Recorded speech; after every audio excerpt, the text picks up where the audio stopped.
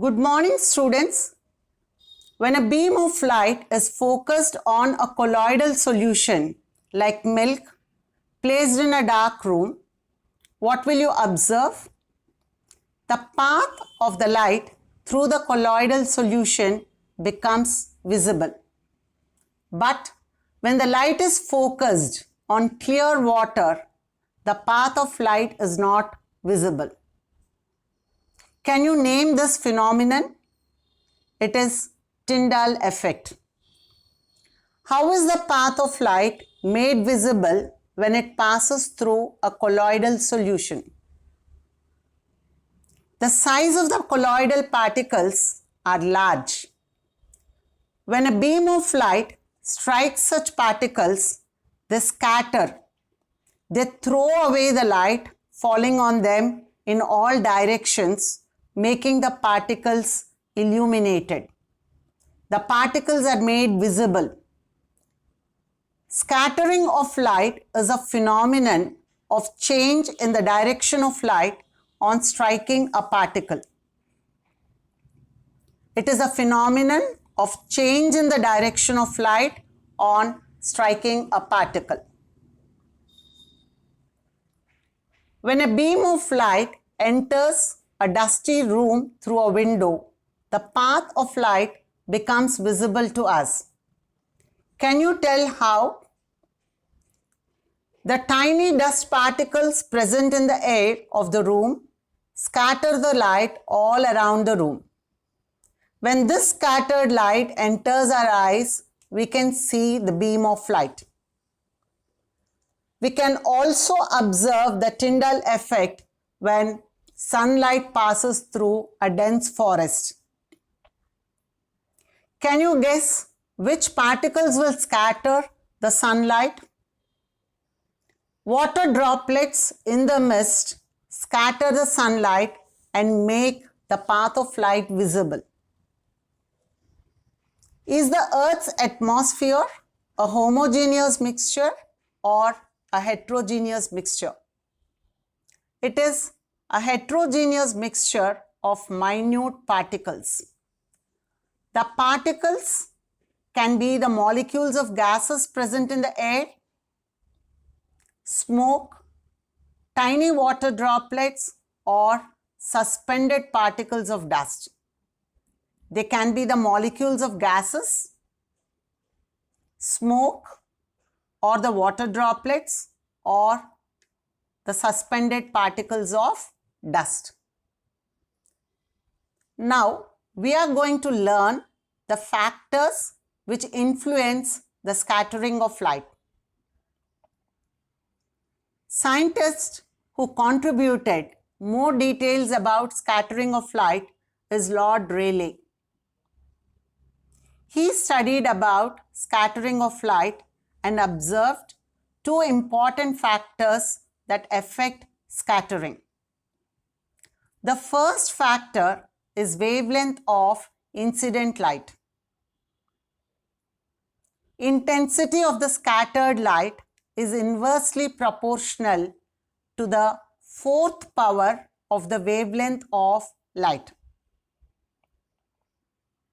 Intensity is inversely proportional to the fourth power of the wavelength of incident light.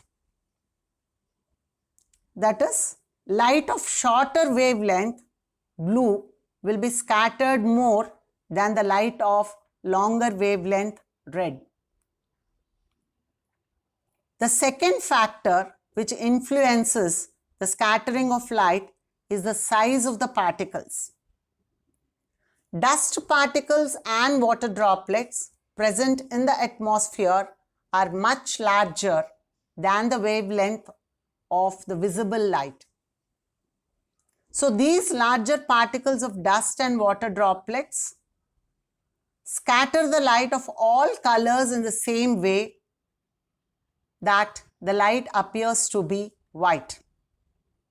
The extremely minute particles or the smallest particles are the air molecules present in the atmosphere, and they scatter mainly the blue light present in the white light. So there are two important factors which affect the scattering. One is the wavelength of light and the other size of the scattering particles. We are now going to study an activity to see how the scattering of light depends on the size of the particles and the wavelength of the incident light. For this activity, we need a source of light S. We can consider a torch bulb to be the source. Two convex lenses L1 and L2, a transparent glass tank with clear water, a cardboard disc D with a hole C at its center, and a screen R. Also, we need 200 grams of sodium thiosulfate. Sodium thiosulfate. This is also called as hypo solution. Its chemical formula is Na2S2O3. Na2S2O3. And we need even 2 ml of concentrated sulfuric acid. Now, the apparatus has to be arranged as shown in the diagram. The source of light S is placed at the focus of convex lens L1 to produce a parallel beam of light. The parallel beam of light so obtained passes through the transparent tank T filled with clear water and then passes through the circular hole C of the cardboard disc D. So the light is passing through the transparent tank and then passes through the circular hole of the cardboard disc. The light passing through the hole of the disc is then made to incident on the lens L2 to form an image on the screen R.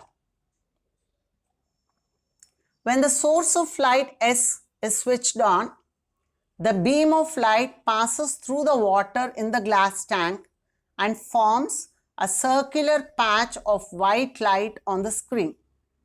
But we cannot see the path of the beam of light inside the water tank as there are no suspended particles in it. It is clear water and we don't have suspended particles. When we add 200 grams of sodium thiosulfate and 2 ml of concentrated sulfuric acid to the water, chemical reaction takes place and particles of sulfur begin to form in water. We will get a colloidal solution. As the particles of sulfur begin to form, we will see blue light from the sides of the glass tank. This is because the blue light of shorter wavelength is scattered by the sulfur particles. And this is how the sky looks blue.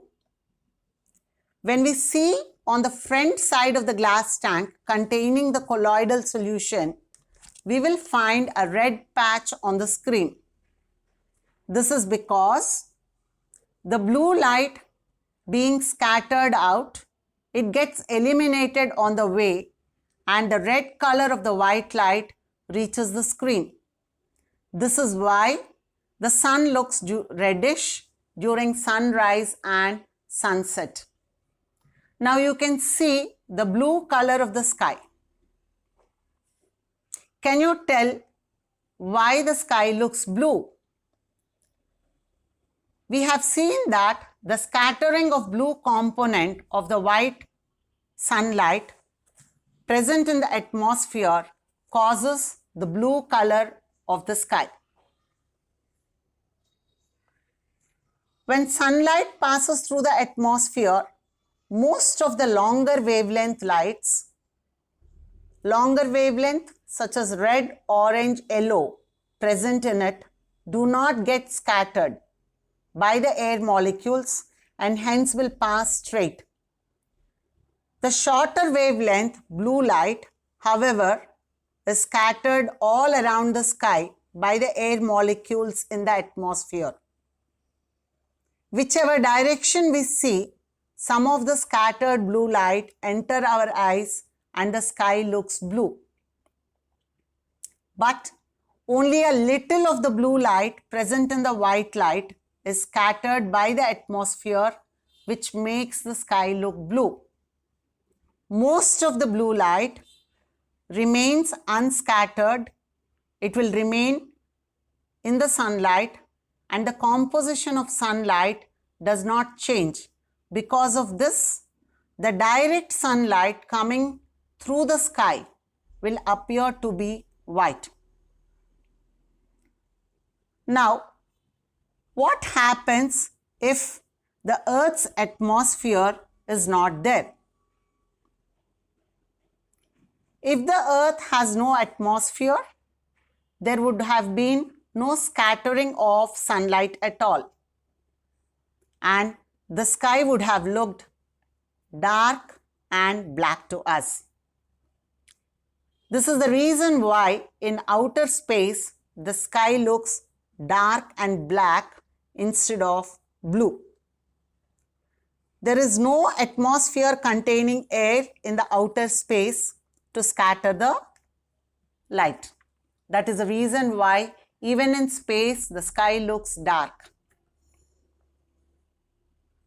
Now, why does the sun appear red during sunrise and sunset? The sun and the sky around the sun appears red during sunrise and sunset because at that time most of the blue color present in the sunlight will be scattered out and away from our line of sight. So only the red color will be left behind and it reaches our eyes. That's the reason why the sun appears red. At the time of sunrise and sunset, the sun is near the horizon and the sunlight has to travel a great distance through the atmosphere to reach us.